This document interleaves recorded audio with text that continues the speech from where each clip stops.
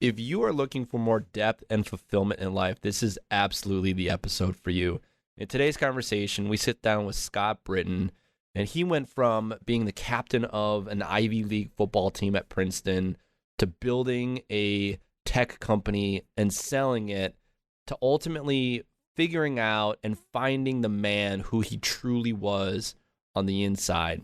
If you're on a journey of self-development and depth, this is absolutely the episode, because we dive into subjects like intuition and consciousness and really unpacking a lot of the elements along the journey that Scott went through to help him find out who he was and to be the man he now is.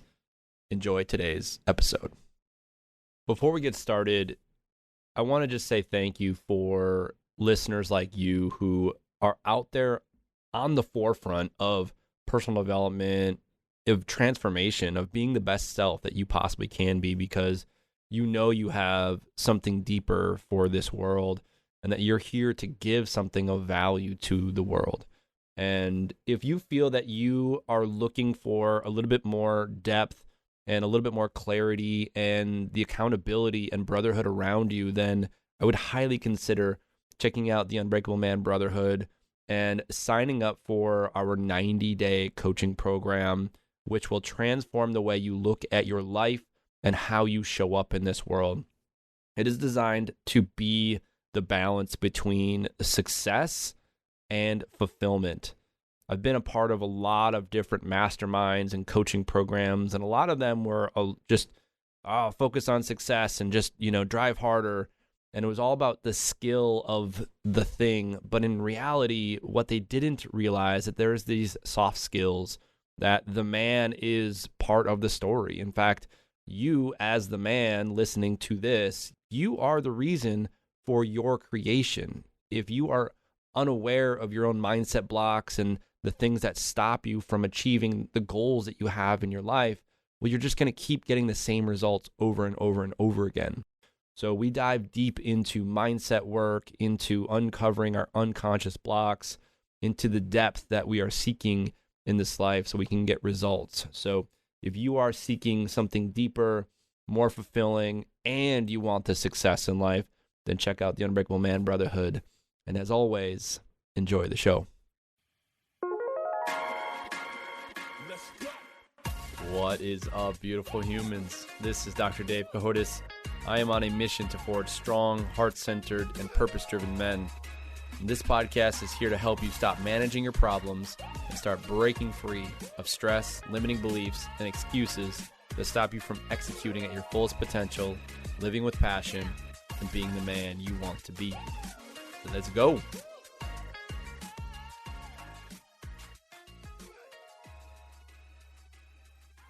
Scott, what's going on, brother? Welcome to the show.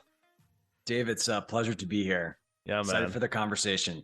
I know. I was actually kind of following you for a while. I know you had actually come through one of my breathwork events back in October of 21, and I just knew, I was like, I like this guy. I like what he's got going on. He's a go-getter. He's getting after it. He's on the path of seeking, and that's why I wanted to reach out and have this conversation today. But what I want to kind of where I want to start us off on is kind of going back even to that moment of you coming into the breathwork experience, and maybe just sharing kind of what led you to that, and then kind of where you were at in your career, in your life, and kind of like the path that you're on. Yeah, absolutely. So I was invited to that breathwork by, I think, our mutual friend, Desiree Gutierrez. Yeah. Wonderful human. And that was the first time I had done breathwork in a long time. And so I had discovered breathwork in 2019, and we were talking briefly about ayahuasca. In 2019, I had done an ayahuasca ceremony that resulted in a Kundalini awakening. I don't know if you're familiar with that phenomenon. I am. I have had a Kundalini awakening, but describe yours, and we'll see if it's the same. I on both mean, ends. Yeah. dude, it's how much time you got. The short is that the first time I had sat in a retreat, I had this intention to basically return to childlike joy.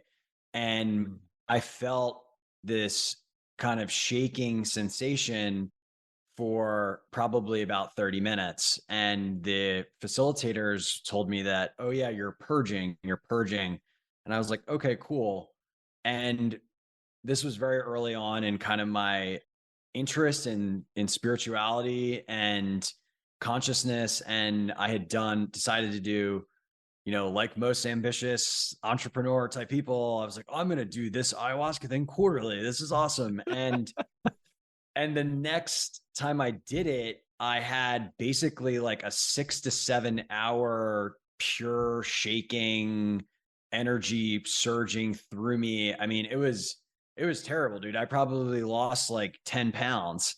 And it was very, very aggressive. And I thought that was an instance that was siloed to that experience. But the next week in meditation, I started to have those they can be described as tremors, spasms, pulsations. I started to have them every time I had a quiet mind, and that would happen 10 to 15 times a day. And so I was very confused. I had no idea what was going on. I had all other types of interesting, unfamiliar phenomena, like hearing things, feeling like I was on a psychedelic when I would just be like sitting there, waking up in weird positions, all types of intense body sensations. And that was basically 4 years ago. And so I have been on this path of understanding what the purpose of the Kundalini experience is, and then learning how to work with it. And which has been, I mean, I'm still like literally in the past couple of weeks, I'm learning new things where I'm like, shit, I wish I knew this 4 years ago.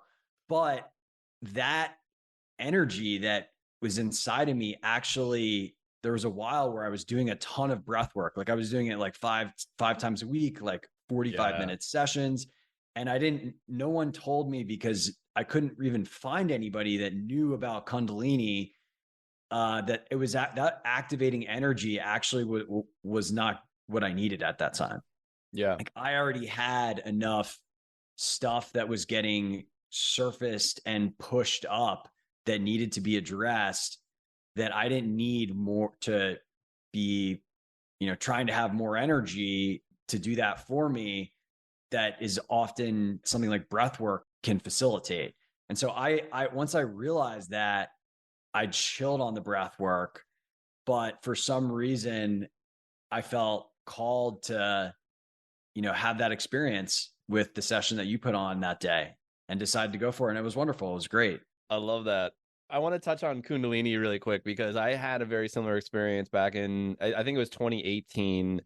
I was in meditation, and I remember that day I was also trying to understand sexual energy and the life force energy that is behind that, just from just like from an observer perspective. And I was kind of like doing this work around it. I even stopped masturbating. There was like no pornography. I even told my wife, I was like, it's my intention to not ejaculate for 6 months, right? Like I just wanted to know, which I don't recommend, by the way. It just makes you horny. And then you like having an ejaculatory experience is completely normal, right? But I was going through this process, and I was like, I just needed to know, because I was having these kind of moments and these awakenings and all these things. And so Kundalini, for those that don't know, Kundalini is this life force energy that comes from the root, basically like your tailbone. There's these energy centers in the body called chakras, which I've talked about a bunch. But this energy center moves, or this energy moves from the root and starts to work its way up every energy center, and it explodes energy. It is like an instant spiritual awakening, and it can be amazing and terrible all at the same time, which it sounds like it was for you, which is similar to me. I remember this one morning, I was sitting down in meditation, and all of a sudden I started feeling this rattling in my root. And I was like, this feels really good. And then all of a sudden it just shot through the top of my head and out into the cosmos. And I was stuck there in an orgasm for 3 hours. I couldn't move. I was just stuck. And I just knew, I was like, what do I do with this? I don't know what to do with this. And I was like, what? I don't understand. Like, this is weird. This is crazy.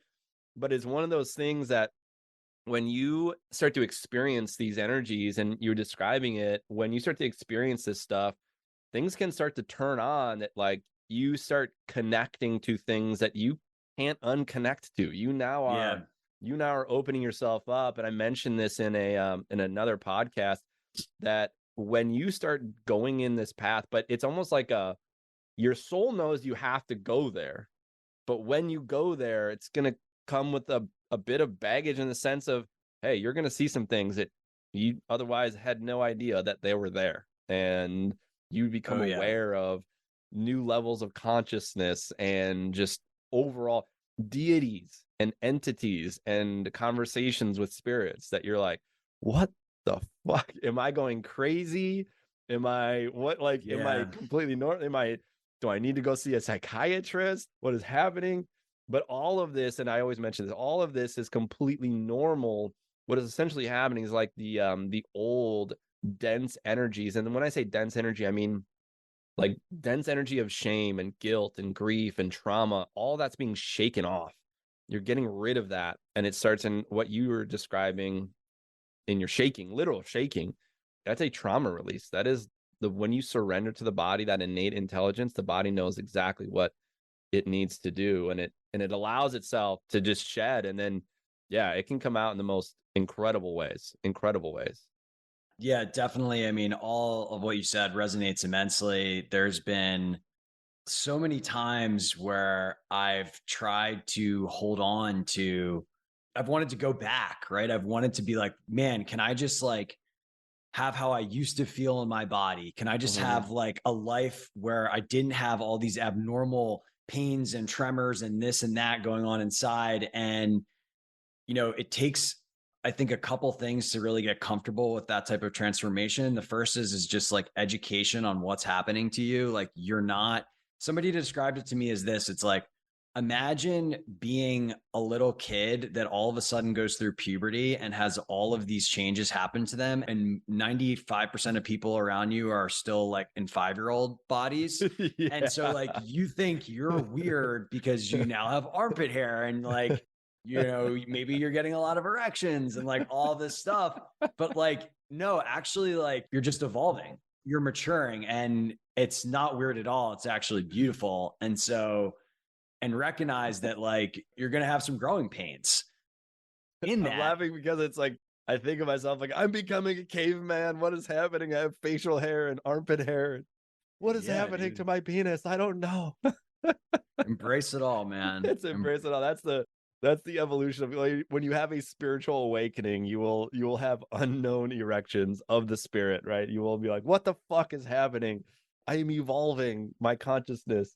Truth, man. I love this conversation, because I think a lot of guys that are on the path of just being a better version of themselves, or looking for that, they have no idea what's to come. And I think this is a really important conversation, because this stuff starts to happen. Like, when you go deep into meditation, you start to evolve and start to crack open your consciousness into the vast universe, right? Which is infinite. And things start coming online that, I've experienced some incredible things in my spiritual awakening, like we were describing, right? It's like, you'll go through like periods of shaking, tremors, almost like, what is happening? You'll have heart palpitations. You'll feel nauseous one day for no reason. Like, you'll have like these experiences, like I'll get ringing in my ears, like very clearly, like when I'm thinking a thought, like, should I go this direction? It'll be like, pee, like tinnitus. It'll be very clear in my head.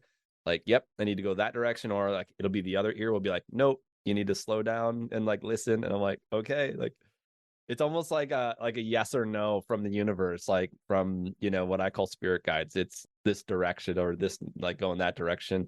Channeling is a thing like that. I've cracked open to start channeling energies and deities, and it's like, wow, this is like a whole thing. Like, I am having a conversation.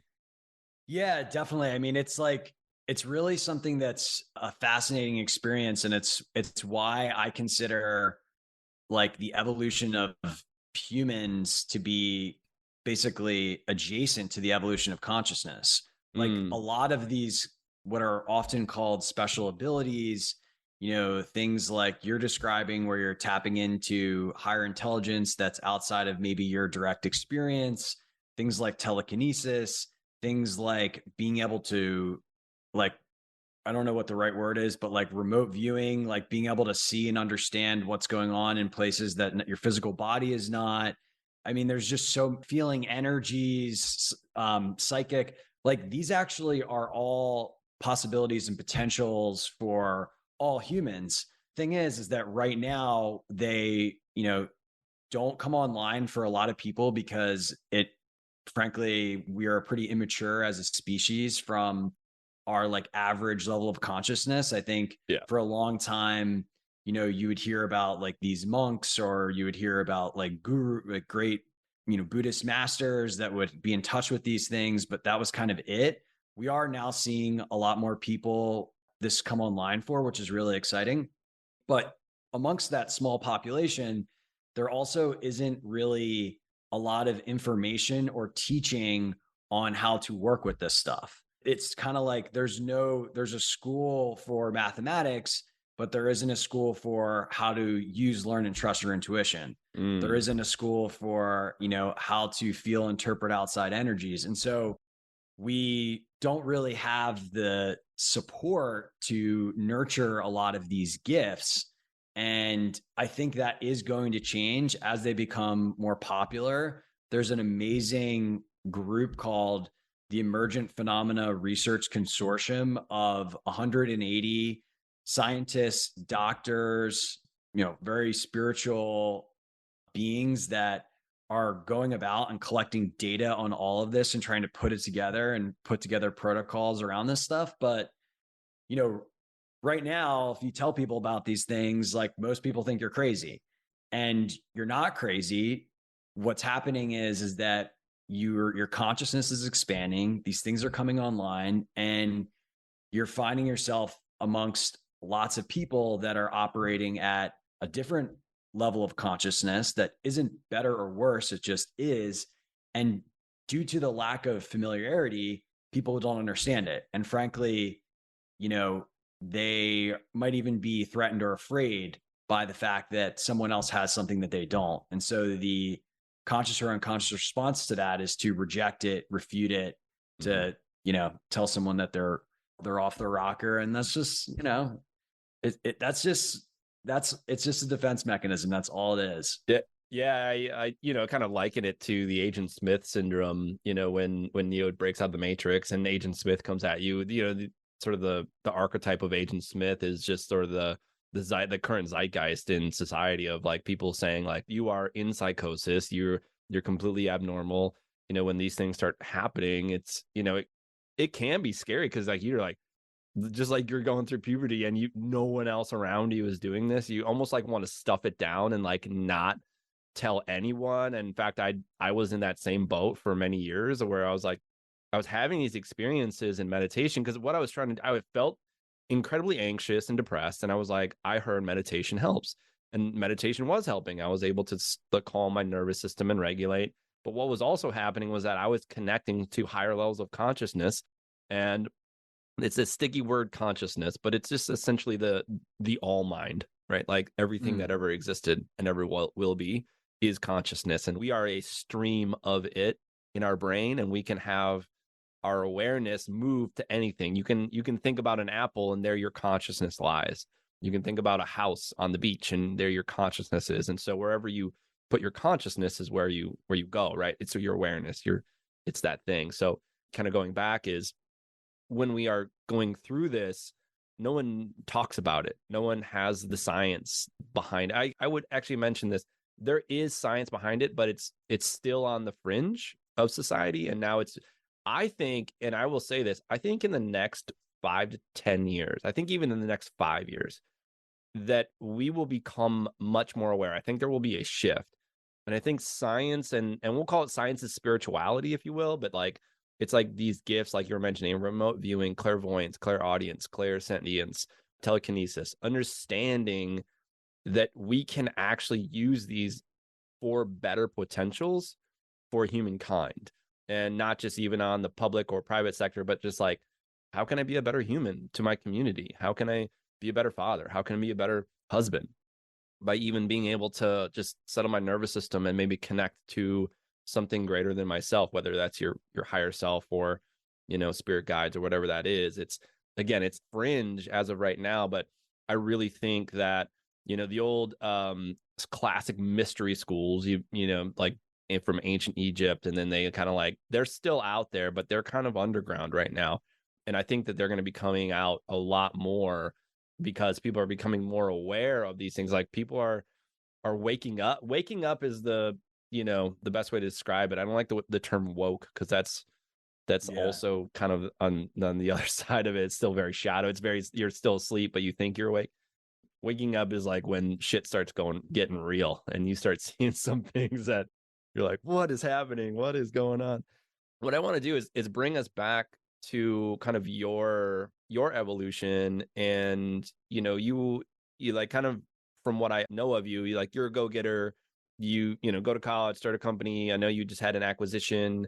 Talk to me about that life of being an entrepreneur, a businessman, and then all of a sudden sort of like having this experience, and like kind of what was like, where was like the inner mix? Because I think a lot of men that are in business and in like sort of this like kind of classical society are still kind of like, I must do mechanical things and go after these things, and therefore, dude.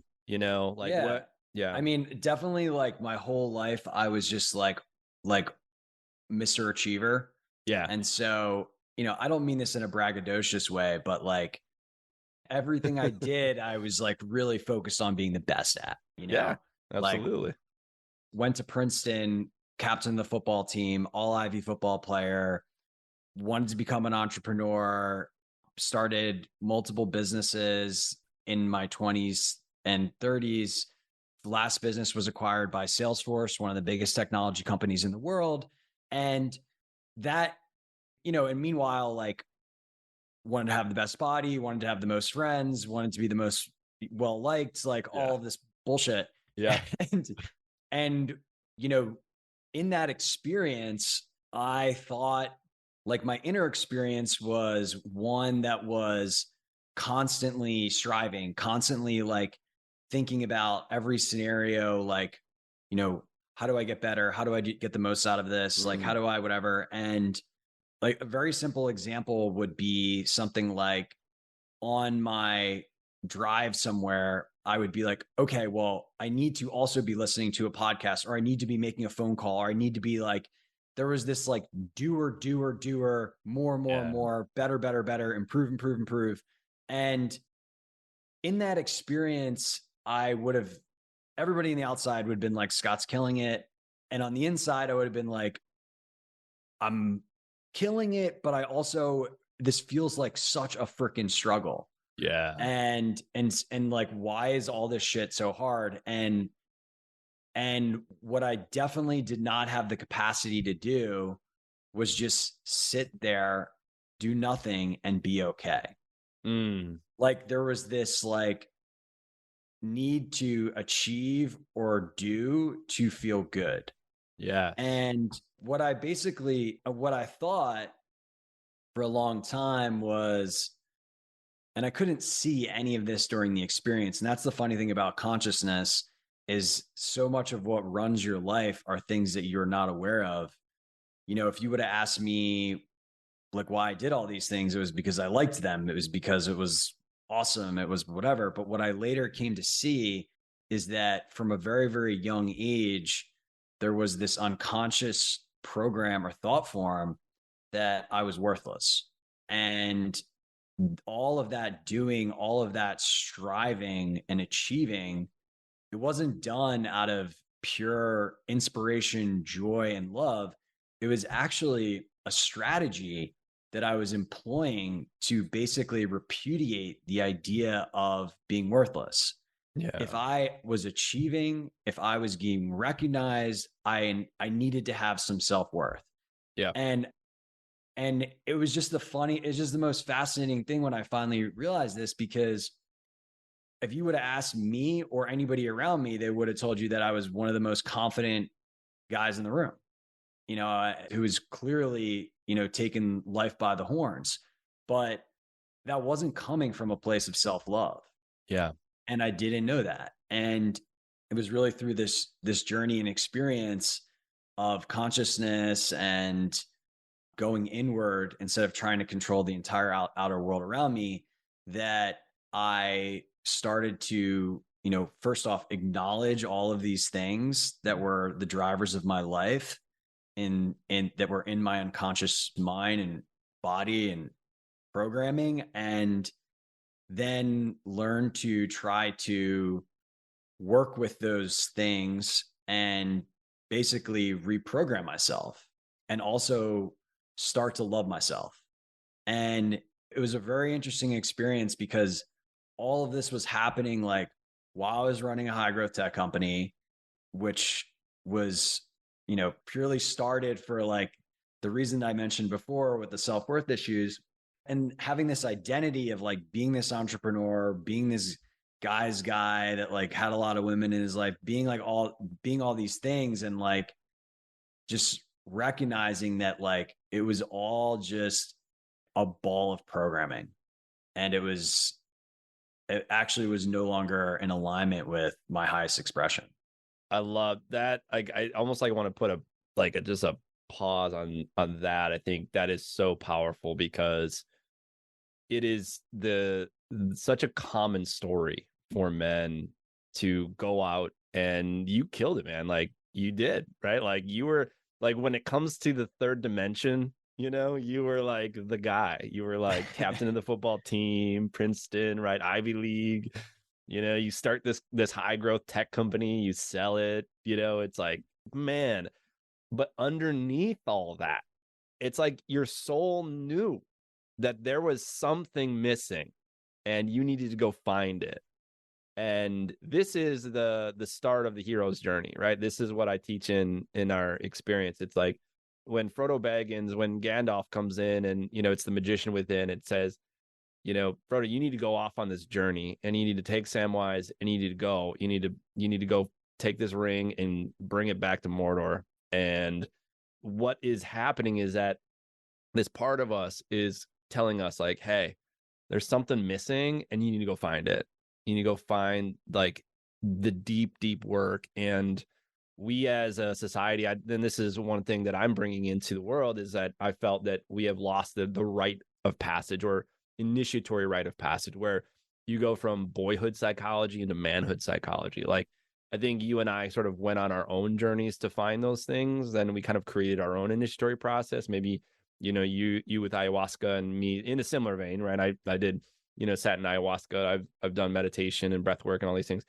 But it's like, imagine if that came back into society to give this boyhood psychology, the ones that, and when I say boyhood psychology, it's like the headlong prince that's running into battle and saying, I am worth it. I will show the king that I can do all the things and make the money. And, and then you get to the end of that and you're like, fuck. Like, like something missing. Like I didn't get what I was seeking, from the self. So if you had to kind of go back, when was that moment? Like, how did you know? Like, how did you know that you're like, like there's something off? Like when, Yeah, it's a good question. I mean, for background on, because I want people to realize like this isn't just like do ayahuasca and all your problems are solved and you become spiritual. Like that's like that's actually quite the opposite. Like I actually started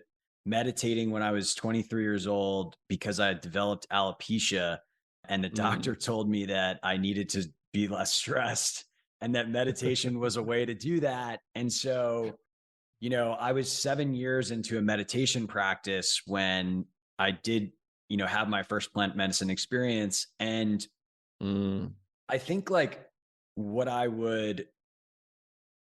I think a big kind of misnomer with a lot of spiritual teaching is like this idea of like, it has to be light bulb moments. So, you read about people like Eckhart Tolle, where it's like, oh yeah, he like one day he like became enlightened and like sat on a bench for He 2 was sat on a years. bench. Yeah. Yeah. This And guy. it's like, I thought okay. that too. And then you like hear all these people. And I think for me, like my entire evolution, my consciousness expansion, my shift in identity, and even my inner desires have been a gradual process Mm, where, as I became more in touch with myself and developed greater levels of awareness in terms of what's really going on, I started to just feel this pull towards going inward and towards consciousness, mm, where there was a gradual recognition that the world outside myself was not going to make me feel how I wanted to feel, which mm, is unconditional love, unconditional joy, trust, creativity, tapping into, the highest potential. And that was just a gradual process, man. It was just like, and there'd be parts of me that would just fight, like the ego, it would just fight to just like, but like you still want to make the money, but like you still want to go to the gym 6 days a week, but you still like whatever it is, like, and that relinquishment and kind of dissolving of those desires for me was just a very gradual process over the course of years. It's still going on. And I think this is a really important point. And for, Kundalini and all this stuff, like this is a lifetime thing. yeah. Like this like idea of like enlightenment being like a static point, it's just not true. It's like you are consciousness and you are going to be evolving for perpetuity. Yeah. And in this your entire lifetime. And when I think about like specific moments, like do the big shift, like my purpose, there was some point probably like 2 years ago where I really grappled with like, well, do I do the spiritual thing, or do I, chase the desires of the world and do all that? And like, how do I manage that? And like, is it wrong if I have goals? And like, how does that, there's like this huge conflict that's like so common that everybody has to go through on this experience. And what I realize is that, it's like, it's not either or, it's both, but there's a shift in allegiance of what comes first. And for me, I made the shift and conscious decision that my evolution, spiritual path, inner journey, whatever you want to call it, that's what my allegiances do. And Yeah. so when I encounter situations in life, like, oh, do I, for example, do this thing that I think is going to make me a lot of money really quick? Or do I abstain from that? Like, I go inward and I ask. And Yeah. then I trust that guidance because that is where my allegiance is to. Yeah. And so, it doesn't mean that like all this is bad and all this is good and you can't do this, it's like, no, it's just you have to have a way to prioritize and focus on what's most important. And for me, that was the big shift in idea.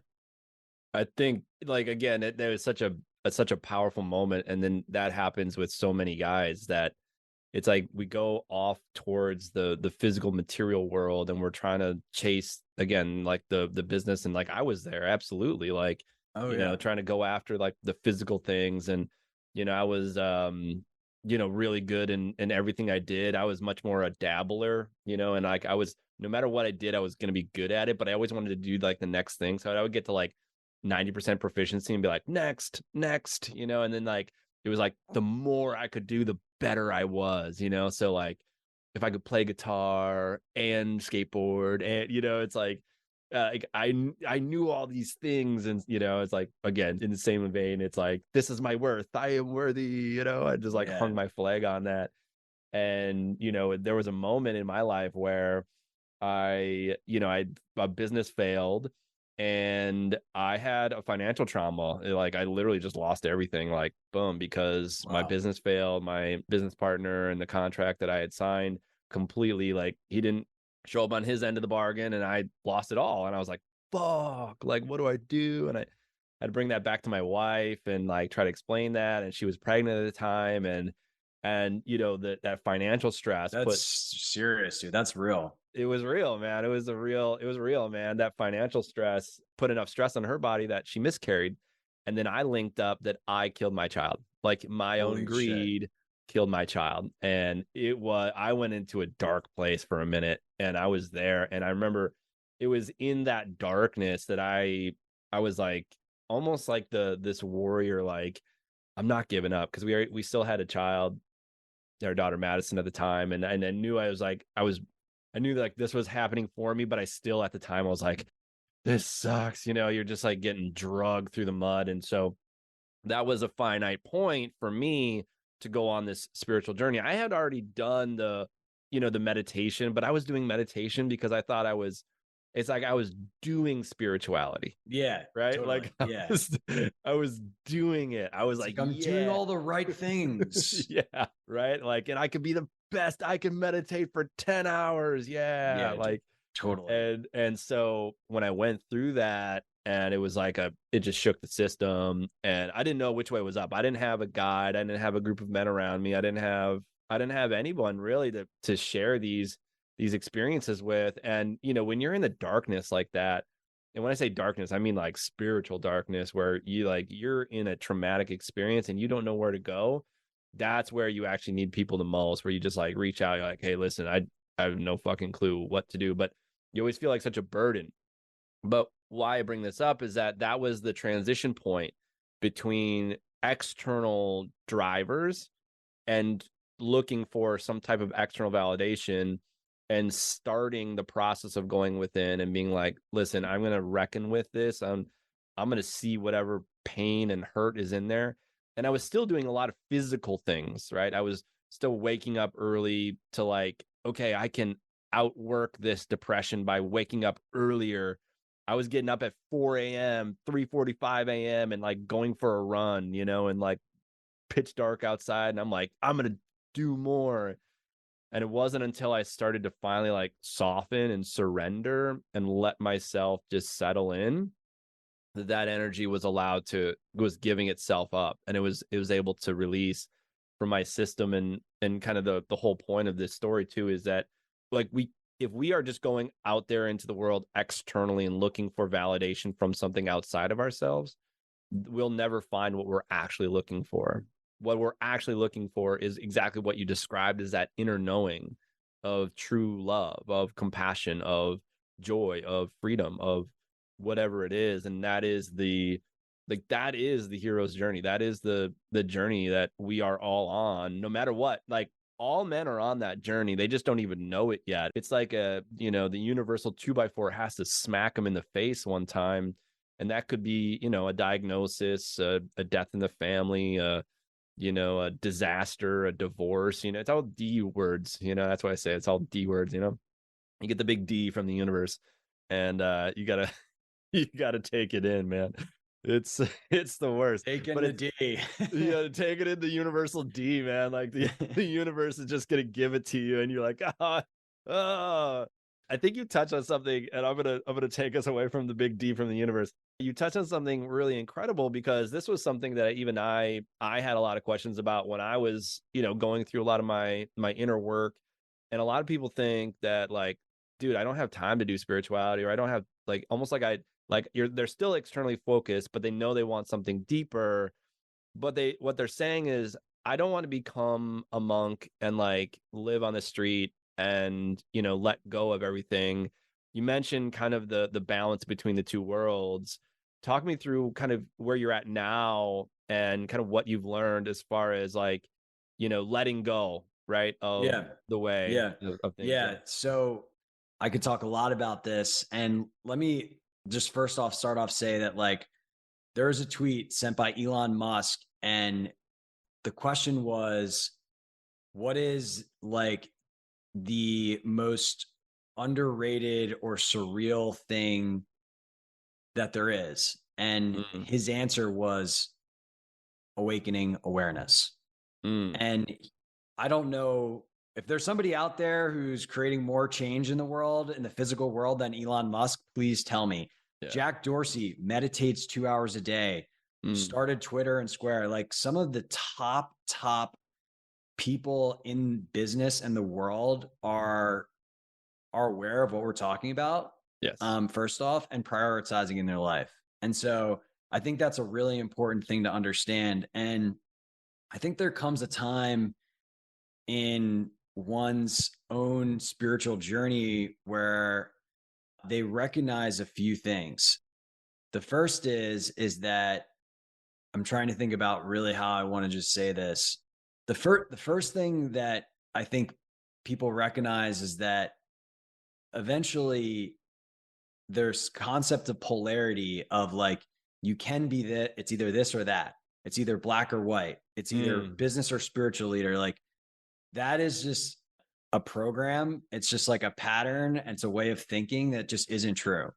And so you never, that either or thinking, like you need to kind of learn how to no longer do that. And there also comes a point in time, and this gets back to the allegiance thing, where you actually start to view your life purpose to evolve spiritually, and you contextualize the activities of life, like running a business, like having a family, whatever you're doing, like training athletically, for the purpose of your evolution. And the way that you do that is that you understand when you're disturbed, when are you taken out of peace, when you're taken out of love, when you're taken out of joy. Those are the clues that life gives you to subsequently understand the parts of you that need to be surrendered for even higher levels of expression. And I think where I currently am at is that, the goal of consciousness, which at a certain point you recognize that, and you kind of alluded to this, like you are consciousness, like the subject and the object are the same. You are consciousness. And you hear these things like you create your reality, and you hear that and you're like, okay, well, that means that like I go and I like do all these little activities and then I get rewarded, and like how hard I work is like how much money I get. And there's actually a much, much deeper meaning to that, which is your creation of your reality is both happening at the conscious and the subconscious level. And the goal of consciousness is to eventually realize and understand itself. And so, and if that's you, what that means is that life is going to show up in almost a responsive way to reveal to you the things that are blocking realization. And so everything around you that you think you're in control of, actually, no, you're not in control of. There's a much higher divine force that's orchestrating all of it so that you can acknowledge, so that you can face what needs to be faced in order to understand that you're all of it. And so what that means, and with that greater level of understanding of the nature of reality and of consciousness, then one starts to be the author of the reality.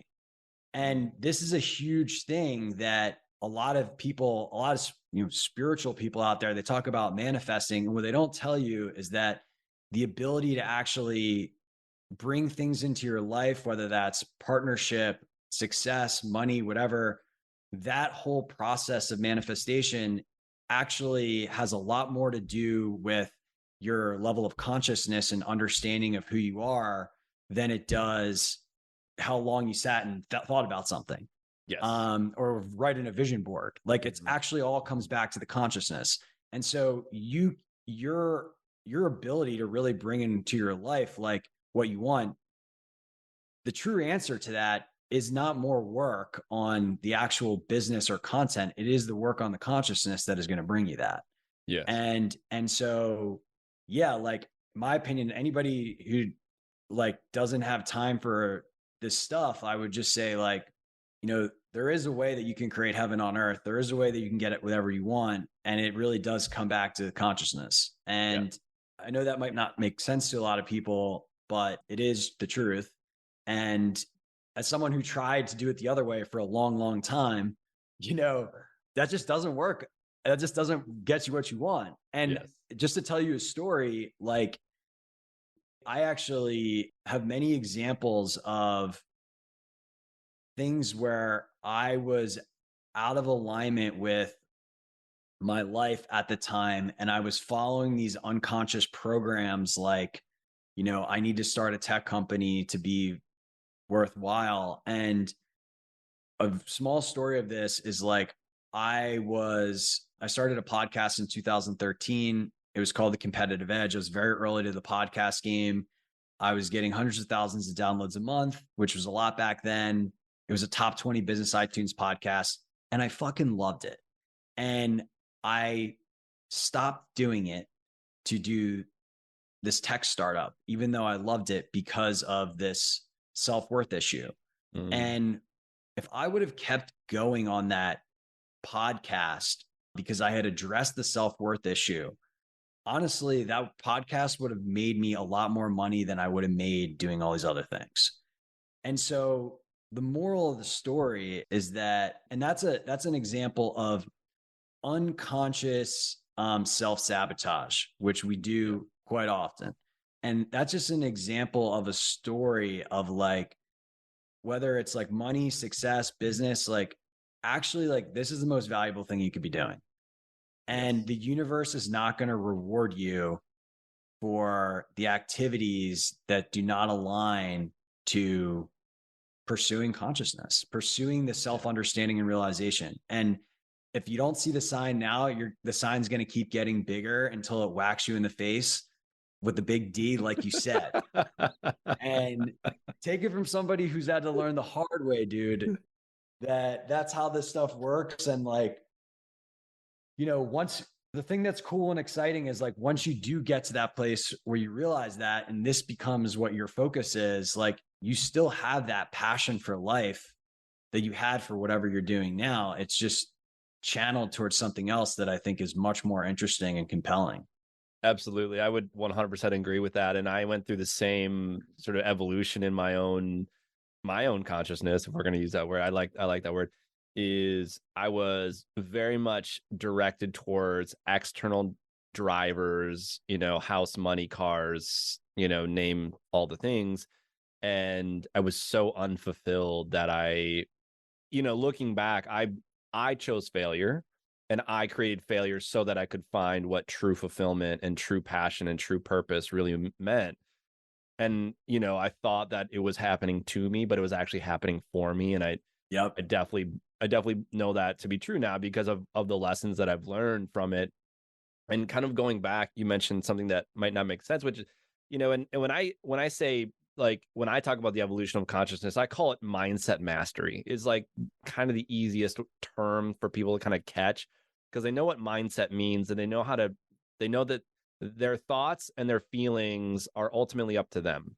And that ultimately creates your actions, right? So your thoughts, feelings, and actions you are in control of those things. Even if they are subconscious, you're still technically in control of them if you can catch it.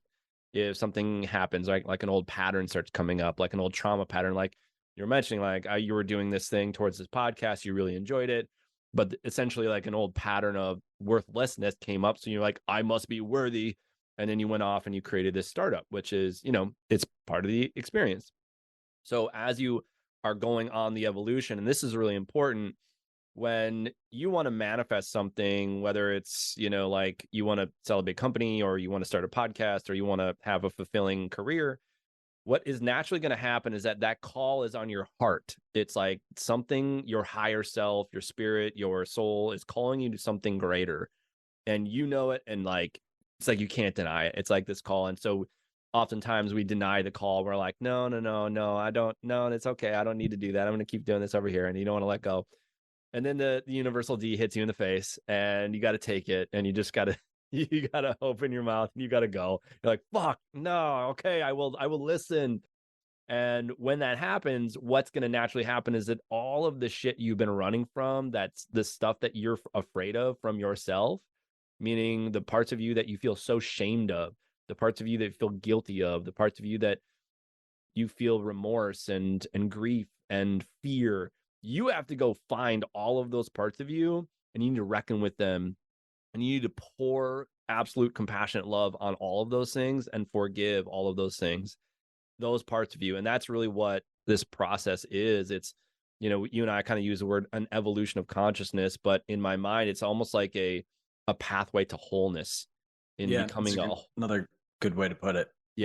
Becoming a whole human. And it's not all sunshine and rainbows, it's not all love and light. It's shit's hard. It's hard sometimes, man. It's dark. It's, you were mentioning the Kundalini awakening and the shaking, and I was laughing because, dude, I've been there. I've been in those moments where you're like, I can't do any more, and you're like stuck in this feeling, this absolute grief. I've cried and I've vomited, I've shook, I've gone through screaming fits, like in these deeper processes. And when I say deeper, I mean like true ceremonies, whether it may be a plant medicine or breath work or some type of guided experience, not just like a daily meditation. It's like you can pick and choose your battles, I suppose.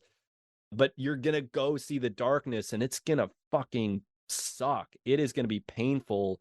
But if you can courageously step forward into that pain, on the other side is the gold that you are actually seeking.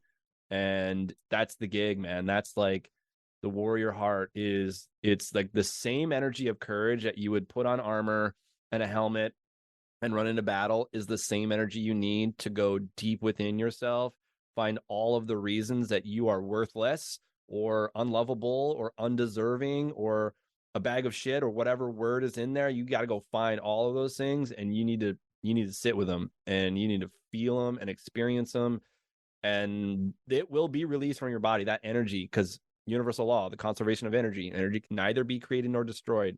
It just transmutes. And that old, dense, just stagnant energy, which is, again, we know that the science of energy, of emotion, we know that emotions are a certain frequency. And David Hawkins, such a good stuff. He has a scale of consciousness, right? But it's based on emotion. And it's like the lowest is shame, and then it's guilt and grief and fear, and then pride. And then if, I'm going to go up this here, but like right after pride, there is courage. And this one is important because you have to actually experience vulnerability, which is true courage, vulnerability, to get past pride. And then you can get to neutrality. And neutrality is actually just neutral. Again, then you start to get into like hopefulness and, and ultimately up to bliss and enlightenment. But you got to be able to experience those energies and those emotions. And, you were mentioning something about into like knowing the call within. When did you start developing, I'll use the word intuition. I think that's really important because I think a lot of men feel that, and the irony of feeling, right? They feel that that's not for them, right? Like these intuitive nudges, like, no, that's for the ladies, like they go do the tarot cards and the crystals and the yoga, but that's not has nothing to do with intuition.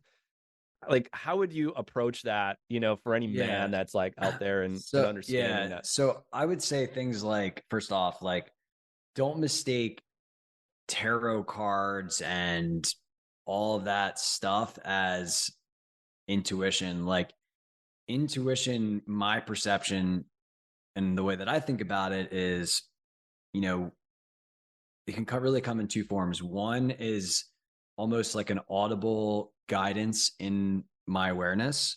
Think of it as like in your head, like a thought.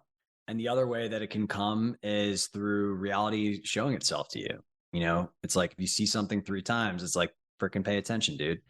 And so like the way that I think about it is I first accessed my first time I quote unquote like connected to God or source or like that higher intelligence was during my first ayahuasca experience, where there was a clear, distinct voice that was sharing information with me that was not my thoughts. I had never thought of these things before. I felt different, and the texture was different than my thoughts. It was very loving, and I was clearly accessing a higher intelligence. And what I originally thought was that higher intelligence was, and by the way, like everything it said was true and profound and amazing. And eventually, I thought you had to do plant medicine to do that, to access that. And what I eventually realized is that, with these greater levels of awareness, you actually have access to that any moment that you want to. And you learn to you go through this process of quieting your mind, asking questions, waiting in the silence and seeing what comes up and getting answers. And what I started to do is experiment with that and start to experiment with applying the advice of that I was getting in the stillness. And there was this amazing feedback loop in my life where it was like, I was get some intuition, maybe go try it, something good would happen, and do that more and more. And all of a sudden you start to build trust in it. And it's gotten to the point now where it's like, dude, like my thinking mind, which, served me well for a long time, it is actually very inferior to this higher wisdom, higher intelligence, higher level of consciousness. And it was through application that I really developed the trust in that. So I would, it's kind of a weird thing. It's kind of like a direct experience thing, but like if you have a meditation practice, you've never tried this, like try like posing a question and see what comes up.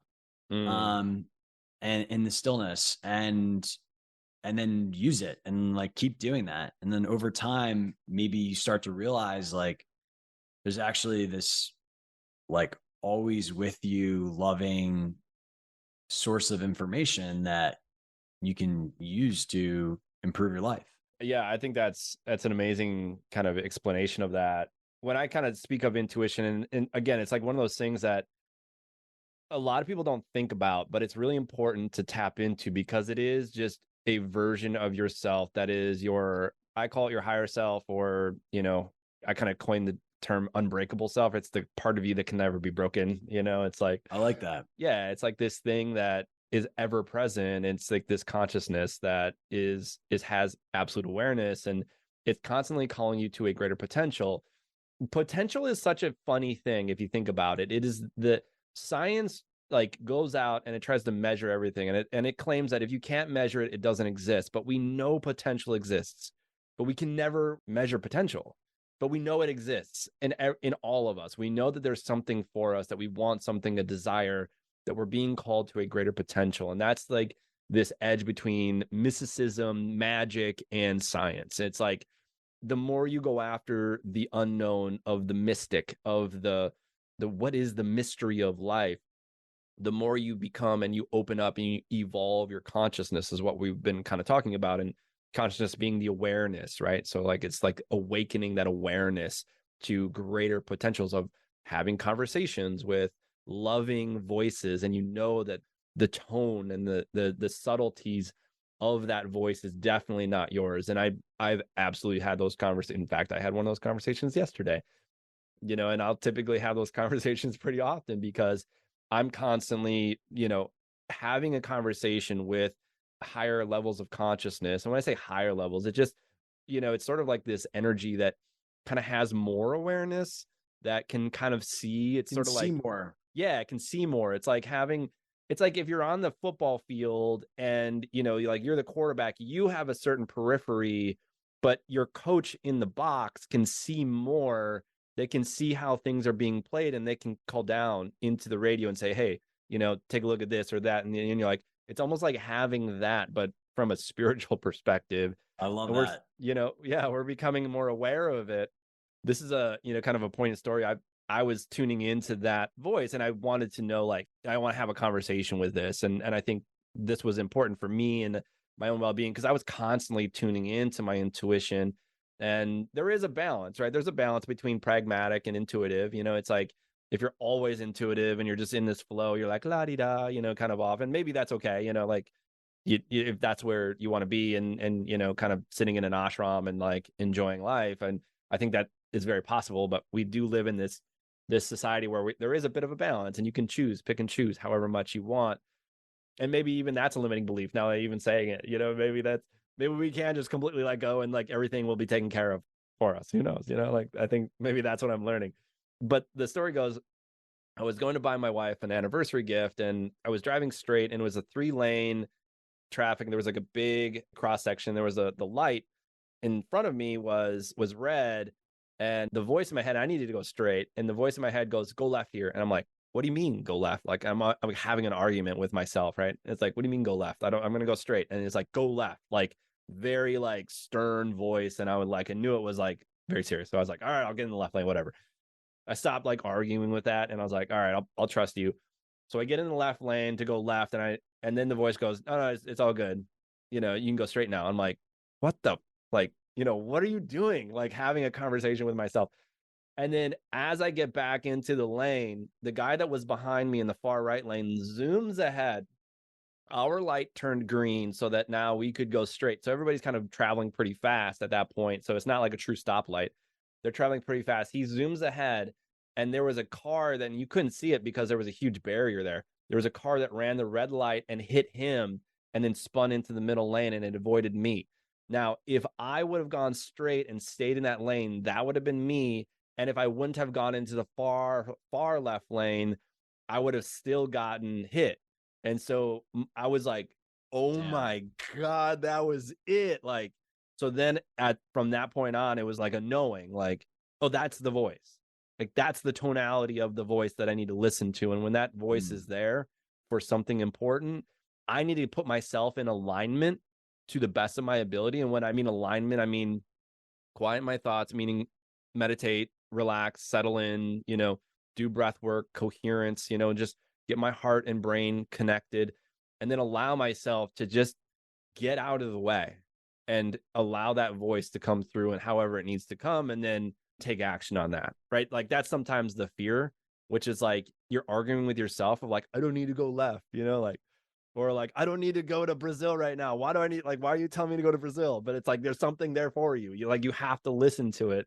And if you can just settle yourself, set your vibe is what I call it, which is, getting into alignment with yourself, with something greater than you, and allow yourself to just, okay, I'll take the voice. Like, I get it. Which is really important. I think so many men they're afraid of like saying that they are intuitive, and yet they use it literally every day. Like you use intuition when you eat. Like, what do I want to eat? You ask yourself, what do I want to eat? You've used your intuition when going into business, when starting companies, when applying to Princeton, like that, you were using it. Like I was using it, when I was going through my process. It's so natural. And I think so many guys are afraid of like really tapping into that power of consciousness. And it's like crazy how powerful it is. It has a knowing. It's the coach, man. It's the coach in the skybox. Totally. Yeah. Totally. Love that analogy. Yeah. Okay. So we were talking before the podcast, we were talking about the evolution of consciousness, and we can kind of wrap up after this, but talk to me about kind of your perspective of where you think consciousness is going. And then like, what can we do to kind of like aid that? Or what do you think like the work, if there is quote unquote work, what do you think that looks like? Yeah. So, I mean, I think my experience is that you tend to have these glimmers of perhaps higher states throughout your experience. And the idea and path is to go from like, if you feel this sense of like oneness or connection with everything for a moment or for a brief period of time or during a plant medicine journey or whatever it is, the path to working on the consciousness is to basically stabilize that higher state so that it is your predominant experience. So talk to me about how do you stabilize? I have an idea, but like my sense is that the path is not one of adding things, but instead removing that which blocks it. And so I like to think about like there was this, I actually just made a YouTube video about this that people can watch, but I was watching Ancient Apocalypse on Netflix, and there is this place they went to, this site in Mexico called Tetzcatzingo, where it just looked like a big mound. Like it was just like a big mound with like lots of vegetation and trees and stuff. But under this mound was this like insanely beautiful, magnificent pyramid. And so you can think of this process of like these people built this pyramid, and simply by the pyramid existing in time, like life happened to it, and all of this like dust and dirt and vegetation and stuff covered up the pyramid.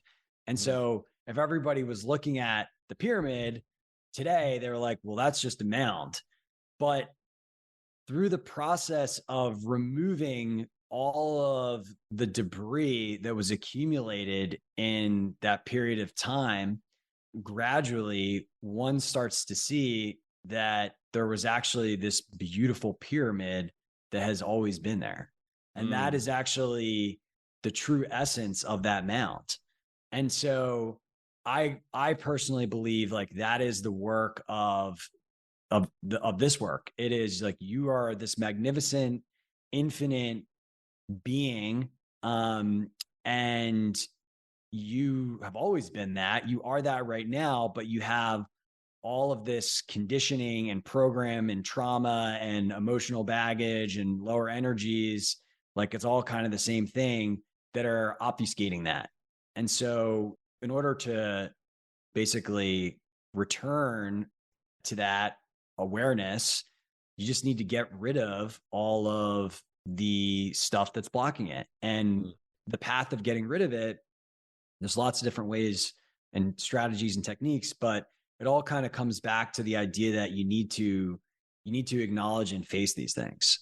You need to, if you have anger or you have depression or you have a thought form that's like, I'm not enough, like you need to sit with that and acknowledge it. And in that process, the mere acknowledgement and sitting with the energy basically resolves it.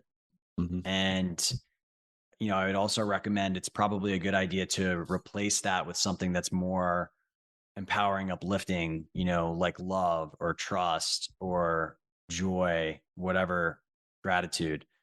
And so that to me has been that's my personal belief and what my process has been like. And that's pretty much my life's work, is just like seeing when I get pissed off or disturbed and sitting with that and then letting it go and using life to do that. Yeah. I love all of that. And I mean, you hit a bunch of nails on the head. It's going within. And we mentioned this earlier, is like, you're going to reclaim all the hurt and the shame and the guilt and all those parts that you've been running from, all that stuff that you're just so ashamed of. But it's not even sometimes things that you've done, but almost like, could I be so bad that I am unlovable? Like I am so unlovable, right? Like you got to go into that, right? Can I be so worth less that no one wants to be around me, that I'm a greedy motherfucker, right? And you go into that, and it's hard. It is hard. And then there's levels of the depth, right? And on the daily basis, you mentioned it. It's like, use life to guide you. And then in that, do the work. And the work is, I call it the SAFE formula. I literally have a formula in our program called the SAFE formula. And I like to give it out because I think it's so valuable and it's so easy, which is when life happens, which is like you are triggered by life and you experience this rumbling of like, oh, I don't like this. Like you feel reactive, you start to overthink, you want to run, you might want to fight, whatever it is. You stop and you see the statement that you just told yourself. There's something acting like a lower level consciousness, like acting up. It's like a child, man. It's like a character. Yeah. It's like a character in a movie, like, yeah, it's like said something, right? Like, oh, you can't do that. And you're like, whoa. And like, when you're doing the work, you can become very aware and very, it's almost subtle that you can see this. And then the A is, you acknowledge. You literally just said it, like you compassionately acknowledge. I use the word compassionately because you have to compassionately acknowledge these parts of you, because if you don't bring compassion to it, it sort of still runs the show. It sort of like creates this mechanism of like, I'm still there. And you're like, well, hold on. Yeah, come here. Like, it's almost like you got to love it. You're like, hang on. Like, I love you. And then I say, feel and forgive. You got to feel it fully. Allow yourself to surrender and forgive. And I tell the guys, like, say the word out loud. Forgive. I forgive you. Almost like you're talking to a child. Like, I forgive you. I forgive you. And then you will know it'll be a visceral shift. Boom. Then all of a sudden it shifts. And then you can express, the E as an expression. You can express a new truth. You're free now to express a new truth. And like you were describing, you replace it with love. You replace it with something. You now replace it with something that is a higher version of yourself. Maybe you went from, I couldn't ask, and you hear this a lot in entrepreneurship, I could never ask somebody for that much money, right? And really what they're saying is like, I'm not valuable enough. Like I'm not worthy. And that's really a part of that. And then on the other side of it, it's like, wait, I can't ask for that. I am valuable. And maybe that's just a statement. And then you just like have that in your journal of like, okay, I am valuable. And then you consciously speak those out loud every single morning for about 6 weeks. And then your nervous system will literally wire and fire together that you are that. You are now that thing. And generally, even after that moment, like the energy is gone, the emotional charge of that old way is gone. And then your awareness, your conscious awareness, like you were describing, that consciousness and evolution can expand and you become more whole. And that's what we found to be an incredibly effective practice. That's awesome. I love that, man. I love it. I like all the like memorized, like I forget what they're called, whatever the words are where it means something. Acronyms. Yeah. Acronyms. That's it. I like all the acronyms. Yeah. Yeah. It's easier for the brain to connect to. And with the SAFE formula, generally when we are moving towards something greater, generally we're in our safe zone. And when we step outside, we're in that discomfort. We don't feel safe, but that's actually where we need to go. And then like you were describing it, you expand your consciousness and you create more stability. It's like you level up and then you allow your nervous system to regulate to that new potential. And you stay there for a minute. Like you're like, okay, I'm just gonna be here for a couple of days, like maybe a couple of weeks after ayahuasca. It took me a couple months. It was like, I'm just gonna be here for a minute, like I'm not gonna do anything else. It's just gonna be here. And then you go to the next level and next level. And then that is the integration process. And it's like, how do you show up now? How do you actually express? What does that look like? For me, and we were chatting about this earlier before we started recording. It's like I went through a massive expansion and all of a sudden my whole life changed because I integrated what I learned. Then I started producing differently. I started expressing differently. I started holding space for others. I started to be able to heal people on a different level because I was a physical body healer, but then I just became this sort of energy healer in a way. And I was able to do that. And it was like, okay, like that's the gig. Go in that direction. Man, yeah. I'm following ever since, man. I love it. Yeah, that's awesome, bud. So as we wrap up, is there anything you want to share, from a personal side, like any kind of like tips, tricks, or just last words you want to? I would just say like wherever you're at, it's perfect. Don't judge yourself. Like me and Dave are talking about all these kind of like metaphysical concepts and things that, you may be familiar with, you may have known about for a zillion years, or maybe you haven't. And I think this idea that I really love is that like you are exactly where you're supposed to be. Everything's happening perfectly for you. And, part of the goal and path is to learn to trust that. And so I would just say that to everybody. And, yeah, like if this stuff is interesting to you, like I feel a similar type of calling to share it with the world. And so I write a lot about my own journey and learnings with consciousness on a newsletter that I have on a site called Substack. So you can just Google my name, Scott Britton, Britton on Substack, or find it. And also been experimenting with a podcast and YouTube as well. So you could just do the same thing and search there. But I'm just really grateful to have had this conversation, Dave. I'm so excited that more men and like leaders in the world of business are doing this. I think it's much needed. I think this idea that, to be a spiritual man is to like go live on an ashram and do nothing is like actually a really outdated concept. And like the new emergent leaders in the world are people that are doing what we're talking about. Yeah. And so, and also creating things in the world. And so, just grateful to be here and appreciate you having me and just love the message that you're putting out into the world, man. Yeah, man. I appreciate you for coming on. And I knew you'd be just an incredible guest for that reason is you're doing it, man. Like you are what we are trying to create at the Unbreakable Man, which is, like there is this balance between this strength and spirituality of I can be a warrior and go get things done. And I can also be soft and open up. And find the parts of me that are missing and feel that worth and go deep within. It's like this combination between success and fulfillment. And I think the, as I like to call it, the unbreakable man is a have-it-all man. It's like he knows he can achieve results, which is great, but he knows that it's deep down within that he can master himself. And that's really what we're trying to create. So again, thank you so much for coming on, and I'll be sure to link up, all of, your YouTube channel and your podcast and all that stuff. So you can guys find that in the show notes if you guys want to reach out to Scott. Yeah, I really appreciate you. And I really appreciate you guys for listening, and I'll see you guys on the next episode. Thanks for listening to this episode of the Unbreakable Man Podcast. If you found this episode valuable, then go ahead and leave a 5-star review explaining how this podcast has helped you so more people can find it.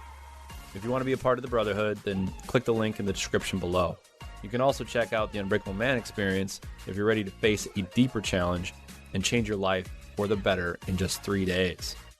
All right, guys. Thanks again for listening. I appreciate you. And as always, stay unbreakable.